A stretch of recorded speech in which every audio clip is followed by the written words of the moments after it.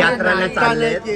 नाश्ता नाही चालेल, काय हरकत नाही. यात्राला चाललेत, हज यात्राला चाललेत, उमरा करायला चाललेत, काय सांगणार त्यांच्याबद्दल? बघा हज यात्रेच्या पवित्र ठिकाणी जे सर्व आपले बांधव भगिनी जे चालले त्यांना त्यांच्यासाठी प्रार्थना करेल, त्यांची यात्रा सुखरूप हो आणि त्यांच्या ज्या काही इच्छा असेल पूर्ण हो.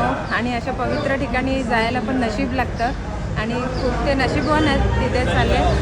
खूप म्हणजे त्यांच्यासाठी आम्ही आलो आहे तर मला खूप बरं वाटतं आहे. आमच्या पूर्ण टीमने त्यांच्यासाठी जे काही सोय केले ते बघून खूप छान वाटतं. आज काय काय वितरण केले तुम्ही बघितले? छत्री होती, काय छत्री, वॅक्सिन आणि ते फॅन आणि त्यांच्यासाठी बरेच असे सोयी केले, जसं म्हणजे एअरपोर्टपर्यंत जाण्यापर्यंत त्यांना काही प्रॉब्लेम होणार नाही असं सर्व आपले जसं आमचे गटनेता शानूबाई आहेत, शमीमबाई आहेत, सर्वांनी केलं आहे त्यांच्यासाठी. असं सर्व पार्टीने केलं पाहिजे असं काय आव्हान करा?